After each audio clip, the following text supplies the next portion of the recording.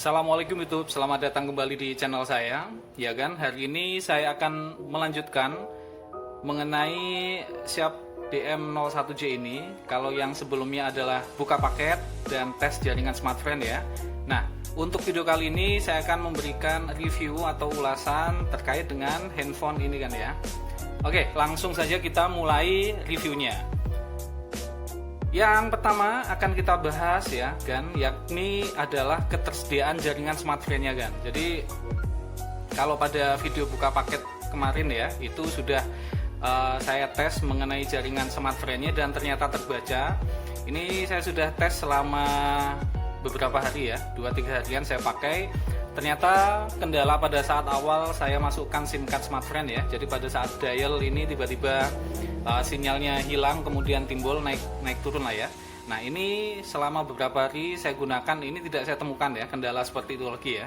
Nah, memang pada saat agan-agan mengecek pulsa menggunakan dial ya yang di bintang 999 pagar itu memang kadang sinyalnya hilang kan. Maka solusinya adalah ada dua. Yang pertama, agan-agan silakan pakai cek seperti ini ya, cek SMS ya ke 999, kemudian cek entah itu untuk kuota atau untuk cek nomor atau masa berlaku ya. Atau yang kedua, ini agan-agan gunakan saja aplikasi My Smartfren yang sekaligus bisa menampilkan pilihan paket dan pulsa serta sisa masa berlaku agan-agan. Nah, yang perlu saya ulas di sini yakni pada saat agan-agan mengisi APN ya. Jadi kalau kemarin itu saya mencoba mengisi APN dari situs-situs yang ada di Google ya. Ternyata ini lebih sulit daripada saat saya setting sebelumnya. Jadi berkali-kali gagal ya. Akhirnya saya coba memancing dengan memasukkan SIM card smartphone itu ke Asus Zenfone Zoom S saya. Kemudian saya copy APN-nya dan ternyata langsung bekerja ya. Daripada saya menggunakan isian APN yang dari Google. Nah, ini yang perlu agan-agan perhatikan, mungkin untuk agan-agan yang kesulitan dalam mengisi APN ya kan. Jadi di sini ini sedikit agak lama, tidak apa-apa kan ya di sini ya. Jadi yang pertama ini agan-agan isi dulu name APN, kemudian setelah itu username-nya smartphone, password-nya juga smartphone ya kan. Kemudian nah ini yang agak panjang MMSC. Ini agan-agan isi sesuai dengan ini. Kemudian MMS proxy-nya juga agan-agan isi, MMS port-nya, kemudian MCC, kemudian MNC. Setelah itu authentication type-nya ini dipilih pub or chat ya. Nah, ini kemudian agan-agan isi juga APN type dan nanti otomatis ya APN protokol atau roaming protokol akan terisi. Nah, setelahnya langsung agan-agan save ya. Setelah itu baru agan-agan nyalakan seperti ini. Nah, ini langsung muncul jaringan 4G dari smartphone ya guys. Ini saya matikan ya, pakai wifi saja biar loadingnya lebih cepat. Nah, itu mungkin yang perlu agan-agan perhatikan ya kalau menggunakan kartu smartphone ya kan. Oke, berikutnya ini mumpung saya masih ingat kan. Jadi ini mungkin tidak terlalu kelihatan ya di kamera. Jadi minusnya ini ada sedikit white spot ya, ada 2 titik cuma. Nah, ini samar-samar ya, ini mirip panu ya.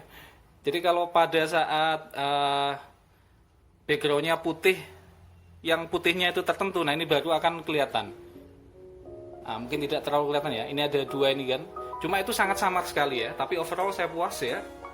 Ini cukup mulus ya, kalaupun ada bekas seperti ini ya wajar ya, namanya ini barang bekas. Dan itu menandakan bahwa handphone ini masih original kan. Oke, itu untuk jaringan smartphone-nya ya, karena seringkali agan-agan bertanya handphone yang recommended untuk jaringan smartphone. Nah, saya rekomendasikan salah satunya adalah handphone ini ya. Oke, kemudian yang kedua kita bahas yang pertama yaitu performanya kan. Jadi saya sudah tes Antutu. Skornya adalah 54.000 ya, itu sangat wajar ya, mengingat ini masih pakai Snapdragon 430 ya, seri low end-nya dari Snapdragon ya. Jadi 50 atau di bawah 60.000 saya pikir wajar ya. Kemudian nah, untuk multitouch ini hanya mendukung 5 sentuhan bukan 10 sentuhan ya. Jadi kalau akan-akan yang bermain game ya, mungkin dukungan sentuhan itu lebih bagus yang di 10 ya daripada yang di 5. Oke, berikutnya, nah ini yang mengejutkan adalah daya tahan baterainya kan.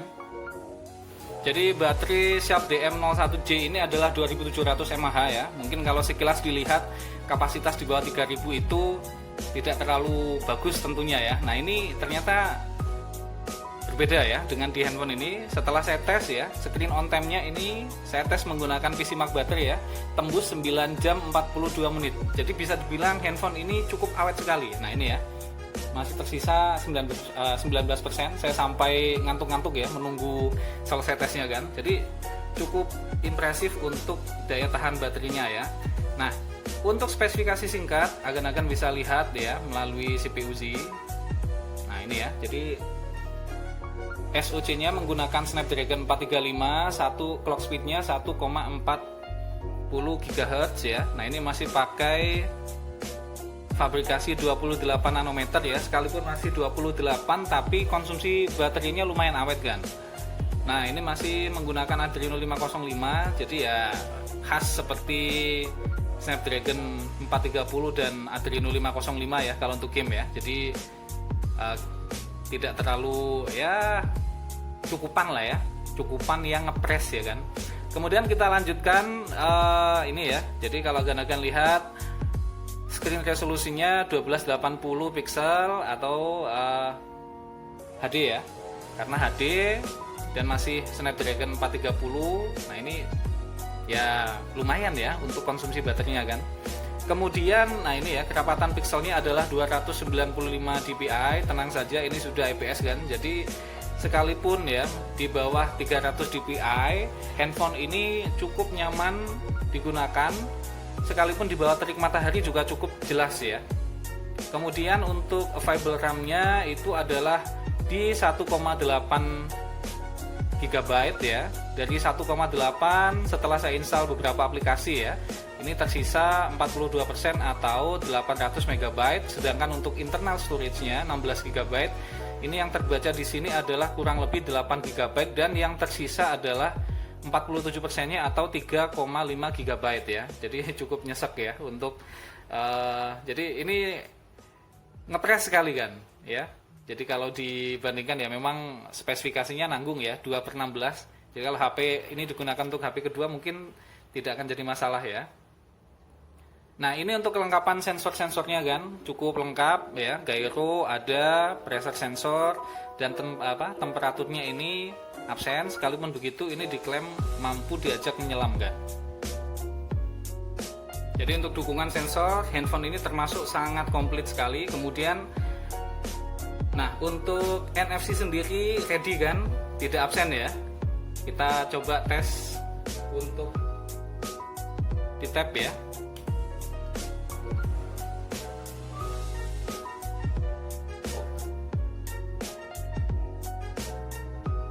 Sulit ya.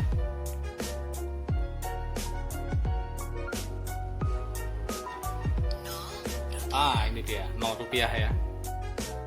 Mungkin akan banyak bertanya ya, dari dulu cek saldonya mesti 0 ya, memang jarang atau belum pernah saya isi kan. Oke, itu ya untuk NFC-nya kan. Jadi NFC di sini tenang saja, tidak absen, jadi bekerja ya. Oke, berikutnya kita coba untuk tes OTG. Ini saya sudah punya berjenis micro. Ini sudah detect kelihatannya. Nah ini dia. Oke, kita coba buka. Oke, betul sekali. Jadi langsung dicabut mungkin ya. Jadi untuk DM01J ini support USB OTG. Selanjutnya kita tes, kalau kemarin agan-agan ada yang bertanya apakah ada LED notifikasi, ada kan. Jadi LED notifikasinya ada di figur kepala Mickey Mouse ya, seperti ini kalau agan-agan cas ya. Nanti kalau sudah full dia akan berubah warna menjadi hijau, ataupun kalau ada SMS ya atau panggilan masuk dia akan memberikan notifikasi warna hijau ya. Oke, selanjutnya kita bahas kameranya kan. Jadi untuk interface kameranya ini sebenarnya cukup sederhana sekali. Jadi kalau akan lihat di sini ya, ada beberapa mode. Nah, di sini ada mode auto. Di mode auto ini ada beberapa pilihan untuk mode mode jepret ya. Ada isi manual, time lapse, firework, monochrome ya, dan lain-lain. Kemudian selanjutnya untuk di pengaturan ya, ini akan bisa lihat untuk perekamannya ada beberapa pilihan ya.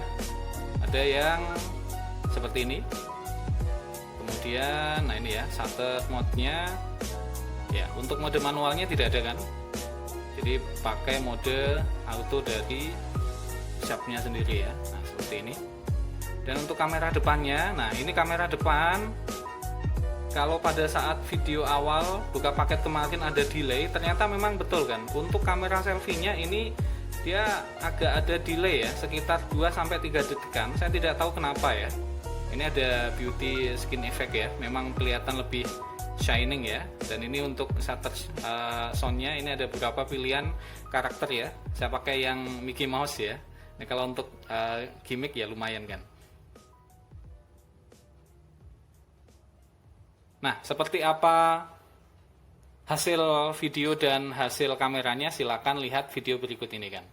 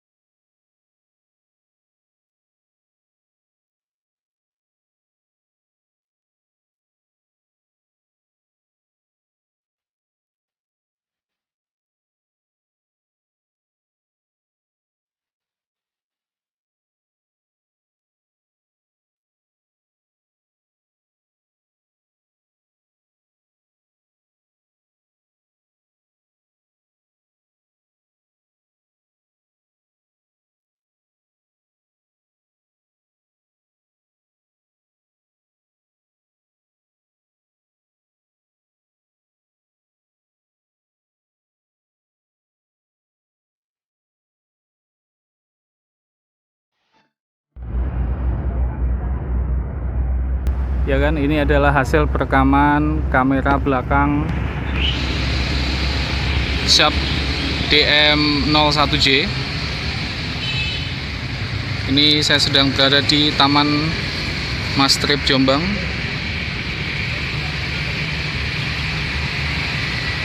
Coba kita cek sambil berjalan kan ya. Kita lihat detail tulisan.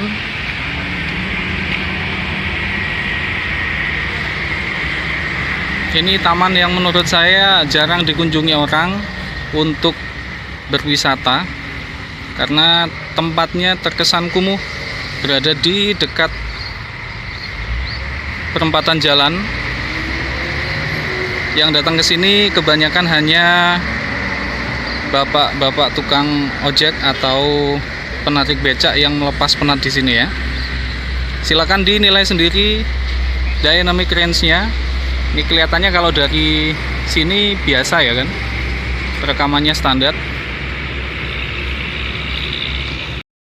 ya kan. Ini adalah perekaman kamera depan Sharp DM01J. Ini juga sama ya, bisa merekam dengan resolusi 1080p. Hanya saja untuk selfie ini ada delay yang lumayan lama ya.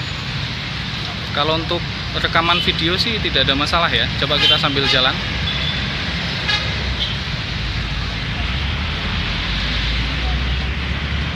Kalau dari tampilan layar ini kelihatannya lebih bagus daripada kamera belakangnya ya. Tapi silakan agan-agan nilai sendiri juga. Ini saya sedang berada di Taman Mas Trip pukul 9 pagi. Ya, kalau menurut saya sendiri untuk hasil kamera dan videonya biasa-biasa saja kan. Yang bagus sebenarnya itu malah kamera depannya. Hanya sayang untuk kamera depannya itu lama sekali ya. Sekali jepret delaynya itu cukup lama lah ya. Jadi kalau untuk selfie rame-rame itu sangat mengganggu kan ya.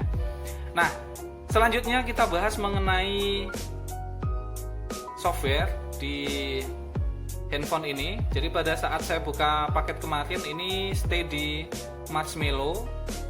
Kemudian untuk security patch-nya kemarin di Agustus 2018. Sampai video ini dibuat ternyata tidak ada perubahan kan. Jadi saya sudah menginstal VPN Jepang ya. Saya sudah coba beberapa VPN Jepang. Ini ternyata hasilnya nihil ya. Tidak ada update di handphone ini. Jadi itu kabar buruknya kan ya. Tapi tidak masalah ya, saya pikir ya. Untuk Marshmallow ya lumayan lah ya. Oke, selanjutnya kita tes untuk bermain game. Saya instalkan PUBG ya.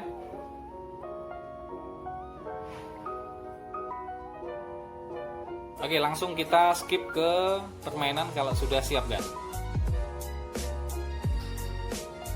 Ya, pada saat agan-agan install PUBG ya, maka rekomendasi dari gamenya adalah di pilihan low.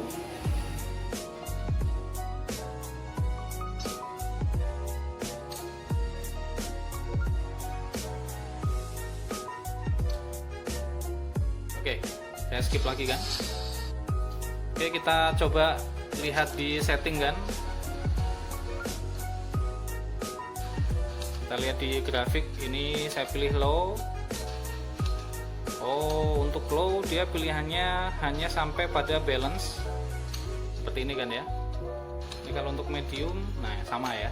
Jadi untuk low dia hanya di mentok balance ya.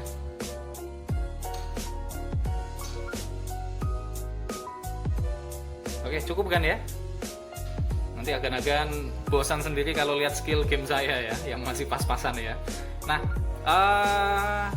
menjelang tes terakhir ya kan, jadi untuk build quality-nya sebenarnya ini lumayan bagus, sekalipun plastik tapi plastiknya solid ya, tidak ada bunyi-bunyian pada saat ditekan. Jadi selain compact ya, handphone ini juga lumayan bagus untuk build quality-nya. Nah, untuk terakhir adalah fingerprint. Kemarin banyak agan-agan yang menilai handphone ini mirip dengan Xiaomi SH02J. Saya belum pernah pegang unitnya ya. Cuma kalau saya lihat sekilas memang desainnya sama ya. Nah, untuk SH02J saya tidak tahu apakah mendukung jaringan smartphone ya, karena saya belum pernah beli. Mungkin agan-agan bisa lihat di channel YouTube lain ya, yang sudah mengulas. Saya perhatikan sudah cukup banyak itu. Nah, kita lihat yang pertama dan terakhir ya ini kan untuk fingerprint. Jadi seperti ini langsung akan tap. Nah, ini sudah langsung membuka. Dan ketika mengaktifkan fingerprint untuk unlock ya, akan tidak perlu menyalakan tombol power, jadi cukup di tap kondisi off seperti ini. Nah, dia akan bergetar kemudian langsung membuka. Dan untuk kecepatannya sebenarnya lumayan untuk ukuran Snapdragon 430 dan RAM 2 GB ya. Nah, ini cukup cepat. Coba lagi kan ya. Nah, ini langsung terbaca. Ini kalau pakai yang jari yang tidak didaftarkan, dia hanya bergetar tapi tidak menyala ya. Wow, ini sudah terlalu banyak mencoba ini ya. Oke, sekarang terakhir adalah kesimpulannya untuk saya ya. Simpulan menurut saya sendiri, handphone ini adalah handphone yang cocok untuk agan-agan yang baru ingin mempunyai ya sebuah handphone yang fiturnya lengkap ya. Untuk agan-agan juga yang tidak terlalu suka game ya, sedikit game, handphone ini sangat cocok sekali. Kemudian untuk agan-agan yang tidak terlalu berharap tinggi untuk ekspektasi sebuah kamera belakang 13 megapikselnya ya. Nah, itu ya menurut saya sangat direkomendasikan ya. Nah, untuk kelemahannya kan cukup banyak ya sebenarnya ya. Yang pertama yaitu tadi untuk bermain game ya, pas-pasan seperti itu. Berikutnya lagi adalah mengenai memori internalnya yang cukup nyesek ya. Jadi kalau agan-agan pakai ini sebagai daily driver, apalagi agan-agan yang aktif ya, ini pasti lama-lama agan-akan mengeluh ya, karena memorinya makin lama makin nyesek ya, seperti itu. Jadi ini kalaupun agan-agan yang sudah lama menggunakan Android, ini cocok digunakan sebagai handphone kedua. Atau untuk agan-agan yang baru ingin mengupgrade handphone lama yang punya spesifikasi di bawah ini, nah ini saya pikir adalah sebuah pilihan yang bijak ya, mengingat harganya yang hanya 550.000 ya. Semoga tidak naik harganya setelah video ini saya review. Itu menurut saya pribadi kan. Kalau menurut agan-agan sendiri bagaimana, tulis di kolom komentar kan ya. Dan mungkin itu kan ulasan untuk video Sharp DM01J. Kita akan bertemu lagi di video saya selanjutnya. Terima kasih sudah menonton dan jangan lupa untuk selalu mensupport channel ini dengan cara klik like, share, dan subscribe serta bunyikan lonceng notifikasi supaya agan-agan mendapatkan update pada saat saya mengupload video baru. Dan terima kasih sekali lagi kan. Bye bye. Assalamualaikum.